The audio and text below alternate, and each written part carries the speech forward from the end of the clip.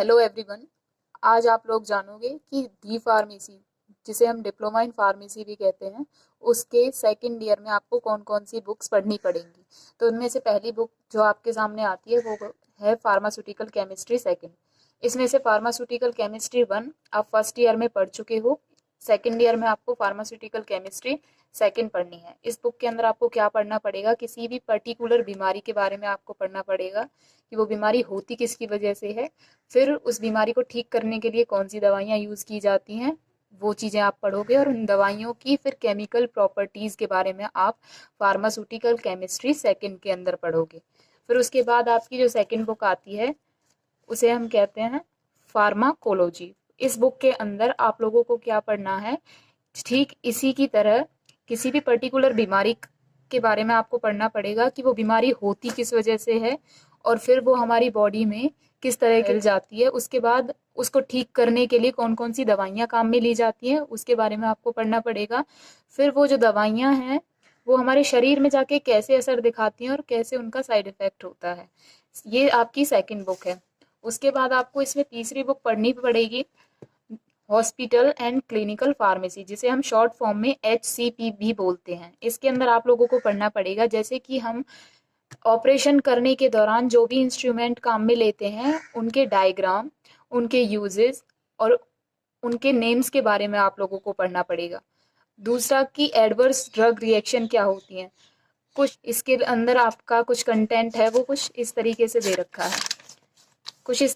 रखा है, इसके अंदर आप लोग क्या क्या पढ़ने वाले हो कि हम जो भी स्टेराइल और नॉन स्टेराइल प्रिपरेशंस वगैरह बनाएंगे, इसका क्या मतलब है, इंजेक्शन वगैरह बनाएंगे वो उनकी डिस्ट्रीब्यूशन कैसे होती है, हमारे फार्मेसी में कंप्यूटर्स का किस तरीके से काम होता है, यूज़ में आ जाते हैं वो डिसीज़ और मैनिफेस्टेशन, कुछ ऐसी डिसीज़ उनको ठीक करने में क्या उनके सिम्टम्स, साइन कैसे होते हैं जिसकी वजह से हम किसी भी पर्टिकुलर बीमारी को पहचान सकते हैं करेंगी। फार्मास्यूटिक एंड थेरापेटिक कम्युनिटी, इन ये सब चीज़ें हम इस बुक के अंदर पढ़ने वाले हैं, hospital and clinical pharmacy, that is HCP।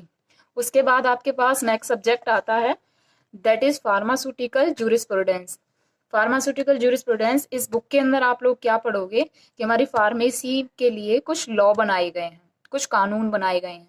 जैसे कि फार्मेसी एक्ट हमारा कब आया, ड्रग और कॉस्मेटिक एक्ट हमारा कब आया, medical and toilet preparation act कब आता है हमारा, और अगर हम उन रूल्स को तोड़ देते हैं तो हम पे कौन कौन सी पेनाल्टीज लगेंगी, कितना हमें जुर्माना भरना पड़ेगा, कितने दिनों के लिए हमें जेल हो सकती है, उसके क्या यूजेस हैं, मेरिट डीमेरिट, वो चीज़ें हम फार्मास्यूटिकल जूरिस्प्रूडेंस के अंदर पढ़ने वाले हैं।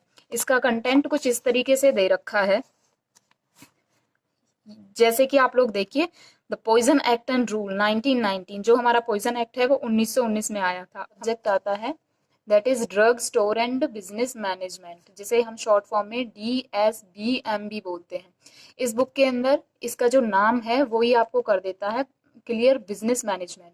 तो इस बुक के अंदर आप लोग क्या पढ़ने वाले हो कि आपकी कितनी फॉर्म्स की बिजनेस ऑर्गेनाइजेशंस होती हैं, ट्रेड के बारे में आप पढ़ोगे, कॉमर्स के बारे में पढ़ोगे, इंडस्ट्रीज के बारे में पढ़ोगे। फिर जो दवाइयाँ हमारी बन रही हैं वो मैन्युफैक्चरर से हमारे आम जनता तक आने में कितना वो प्रोसेस लगता है, कैसे कैसे वो डिस्ट्रीब्यूट होती हैं हम आम जनता के अंदर, उस चीज़ के बारे में आप लोग पढ़ने वाले हो। आपकी जो दवाइयाँ हैं उनको मैनेज करने के लिए आप जो बही खाता बनाते हो, कोई भी बुकलेट वगैरह बनाते हो, वो किस तरीके से आप मैनेज करके रखोगे अपना सारा कुछ।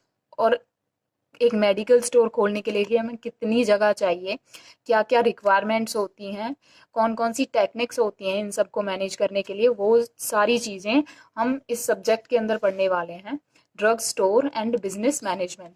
ये अब तक की आपकी 5 बुक्स हो चुकी हैं। Now the last, pharmaceutics second. Pharmaceutics first आप लोग फर्स्ट ईयर में पढ़ चुके हो, ये फार्मास्यूटिक्स सेकेंड है जो आप लोगों को सेकेंड ईयर में पढ़नी है। तो आप लोगों को इसमें क्या पढ़ना पड़ेगा कि आपके जो कैप्सूल्स हैं, टैबलेट हैं, सॉल्यूशन है, सस्पेंशन है, वो कैसे बनते हैं, उनको बनाने के लिए कौन कौन सी चीज़ें काम में ली जाती हैं, फ्लेवरिंग एजेंट कौन से डाले जाते हैं, स्वीटनिंग एजेंट कौन से डाले जाते हैं, वो खराब ना हो उसके बचाव के लिए कौन कौन सी चीज़ें उसके अंदर ऐड की जाती हैं, वो कैसे कंटेनर में फिल करके स्टोर करके तब मैन्युफैक्चरर से रिटेलर तक आता है और रिटेलर से आम जनता में डिस्ट्रीब्यूट होता है वो।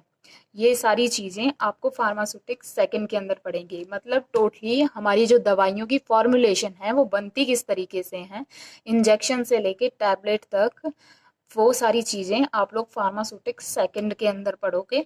दूसरा कि किस तरीके से हम किसी बच्चे को या बड़े को या किसी बुजुर्ग इंसान को डोज कैलकुलेट करके दे सकते हैं, वो भी आप लोग फार्मास्यूटिक्स सेकंड के अंदर पढ़ोगे। इसकी लैंग्वेज बहुत ईजी है।